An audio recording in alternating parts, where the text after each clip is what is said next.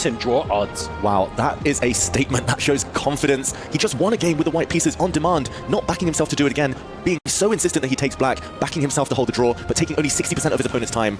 Wow, will he regret that, Tanya? 6-12. That is insane. That is nuts. That's absolutely desperate to get to the black pieces. We've spoken about this, here at the EWC. Anything below 7. How low can you go? Anything below that mark should not be legal. If anyone can do it, it's got to be the speed monsters. It's got to be the speed demons, right? Hikaru Nakamura is one of the players who can pull it off. Needs only a draw to book his spot into the finals. But will it be too less of a time to make that happen? You have to imagine that if any players can do it, it'll be one of the Team Falcons players who are the fastest with the mouse here, arguably. So here we go. This is the Armageddon game. King's Indian defense being deployed.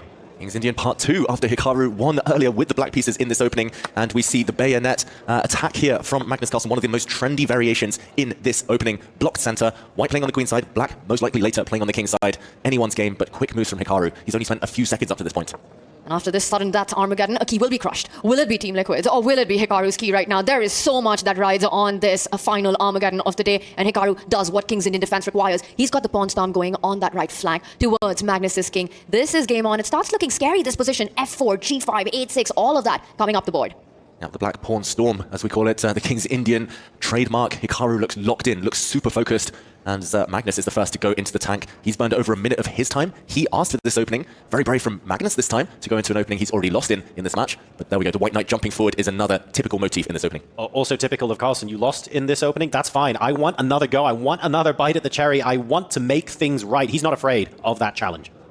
He's not afraid, and it looks like if you go by the evaluation bar, it's a great opening decision by him what he's gone. But usually in the King's Indian defense, the evaluation bar does not tell the full story. It very often gives an advantage to white, but the position is so complex, so dynamic, where black's going for the attack, white aiming for that E6 square. Ideas on the queen's side. David, how often have we seen the evaluation bar be completely wrong from a human perspective in this opening? Exactly, it's deceptive. We'll ignore the eval bar for the next few moves unless it swings massively in either direction. This is the one opening that computers, that AI and others were still struggling to understand up until recently, always giving white an advantage due to the extra space, the D5 pawn as the spearhead. But Magnus forced back with his knight, forced into the retreat. Hikaru now stepping back with his rook. It's the clock times that tell a lot about the story. It is Hikaru style. He's an attacker by heart, by nature. Magnus doesn't like defending these positions. And he's coming in with those pawns next, right? 8-6 was only setting up F4 and G5. Magnus denies that. He goes for the trade of those pawns. Pawn takes pawn on the board, recaptured by the knight. But this does leave a beautiful E4 post for Magnus's knight to jump into. Remember as well, Hikaru started with 6 minutes and 12 seconds. Magnus Carlsen with 10 minutes. So Hikaru has used less than half the time that Magnus has, but he has to keep this up for the entire game. Yeah, it's not going to be easy. I was shocked actually that Hikaru took on F5 with his knight. They do say that every schoolboy knows you should take back on F5 with your pawn to establish a beautiful pawn center. Much more fluid, much more mobile there. And especially against Team Liquid, you want that fluid pawn structure. And here, look at this. The white knight installed brilliantly in the middle of the board. Magnus, I think this is a huge step in the right direction for him. The last few moves, he's going to be very happy with. Complete control of the light squares in the middle of the board. He lines up the queen, a battery there. Bishop takes knight. Now another piece replaces that central square. Hikaru, meanwhile, sets up a battery on the F line. The queen and the rook lined up. Ideas of the knight jumping to H4 to trying to deflect that defender on F3. Magnus covers the central D4 outpost. Still a very cagey position. Hikaru steps forward. He's playing this like a must-win game, Hikaru. Even though a draw is sufficient, that's a great attitude. He wants to be aggressive, as he was talking about earlier in the day. The white knight felt it was redundant on that F3 square. It's relocating, going to jump forward to hit the black queen. Still very cagey stuff. Magnus still with a 3-minute time advantage, though. And a bit of a mistake from Hikaru. The black rook sliding to the wrong side of the board. Knight G4 in the air. Okay. And it comes in. It hits the queen. There are big ideas. The queen needs to stay connected to that black knight. It moves back to F8. Wow, apparently there's a brilliant tactic that gives Magnus a huge advantage in this position. It's difficult, it's hidden, it's unlikely to appear. I'm going to say for a human, in a situation like this, tough. But bishop takes pawn on E5, bang, blowing open the center. Wow. And after a recapture, the white rook is going to slide across, pinning the black knight, just like Hikaru pinned his knight in the previous game. White is going to win back the material that he just sacrificed with interest. Is Magnus going to find this? That is the key. This would be the continuation of the variation that he would need to see at the very end, with a knight fork, winning the black queen, emerging with a couple of extra pawns. Magnus misses it, queen to D3 instead. Missed opportunity by the world number 1, Hikaru, probably breathing a sigh of relief. That was a long line to calculate, and especially that maneuver at the end by the knight winning the queen. Someone taps Magnus on the shoulder, tells him there's something in the position, he finds it. But to realize that this is the critical moment, that something exists, is the hardest part about chess. Instead, Magnus going the wrong way, another inaccuracy on the board. It's something so difficult to see in the moment as well. And here we go. We have a little bit of liquidation on the queen side of the board. The rooks have been swapped off on the A file. There is no longer a pawn there. And now we've got white potentially taking the pawn on B6 at the end of that sequence. Now Magnus can swoop now. The white rook is poised as we see Hikaru actually pre-moving, expecting Magnus to take the knight in the center of the board instead. But why is he hesitating? There we go. Magnus Carlsen takes. Be careful. There are some forks in the air. Black is threatening to play. Rook takes bishop, followed by a nasty knight fork. That would be a winning tactic. Magnus needs to get out of that. He needs to sidestep with his king or defend the e2 square with his rook. Anything else, Hikaru might take this game.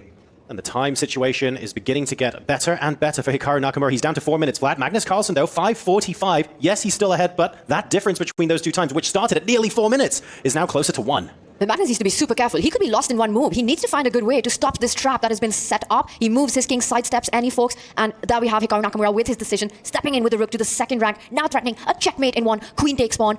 Fight is on. Magnus on the defense. Checkmate threatened. Magnus needs to defend against this, needs to hold the gate. He retreats his knight. Not a happy move. The knight misplaced on the first rank, but out of necessity there. Long-term, Magnus is doing very well. Strategically, Magnus has the advantage. If he can get the queens off, he's loving life. Hikaru, though, going on the attack yet again, creating threats, and wow, Hikaru's trapped his own rook. The white queen retreating. That black rook has no escape squares. He missed it. He completely missed the shot, and Magnus on top of things. He knows it. Queen takes rook, you've got nowhere to hide. If you put that on e2, bishop takes knight, get rid of the defender. You have no time to capture the knight on d1, Hikaru Nakamura. What a miss. Rook b8 coming in as well. It's not only attacking the queen, but about to win Hikaru's queen, and Hikaru panicking there. It's all gone wrong for Hikaru Nakamura in the space of one move. It was a very attacking position, a very promising position, one he would have enjoyed, but this double attack, very sneaky there from Magnus Carlsen, has just one material. Now the black rook drops off, exchange up, rook for knight. But he will fight on with the queen, knight, and bishop around the white king. Magnus has to go on the attack. Otherwise, Hikaru's queen's about to come in on h2, threatening some big checks. And you can see the mentality from Hikaru, that champion's mentality. He slumped in his chair when he realized that was a big mistake, and he got back up within a fraction of a second, and he was instantly calculating, what can I do next? How can I still make something out of this game? It's still so complicated. Magnus has a very narrow path here to victory. His bishop is attacked. Black queen is super active. He needs to slide back. Great defensive move there. Hitting the black bishop, defending with the white bishop, and setting up some checks. The white bishop hoping to slide into h7, forcing Hikaru back with his bishop. We saw Hikaru almost banging the table there. Look at the eval bar. Magnus is winning. White is winning. But can he put the finishing touches on? It's 4.5 minutes under 3 minutes now.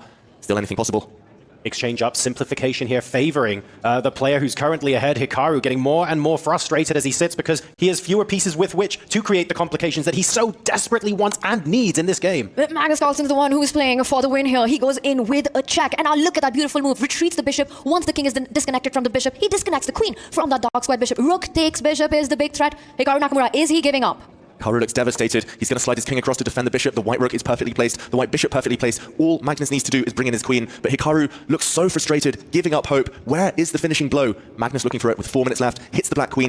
He's going to kick her away. And now he's going to give a check with his bishop. The black king has nowhere to go. The white queen poised to swoop in. And that might just spell the end. Hikaru gets ready to resign. Checkmate incoming. It's going to end here and now. GG, Magnus Carlsen in an incredibly thrilling Armageddon game pounces on the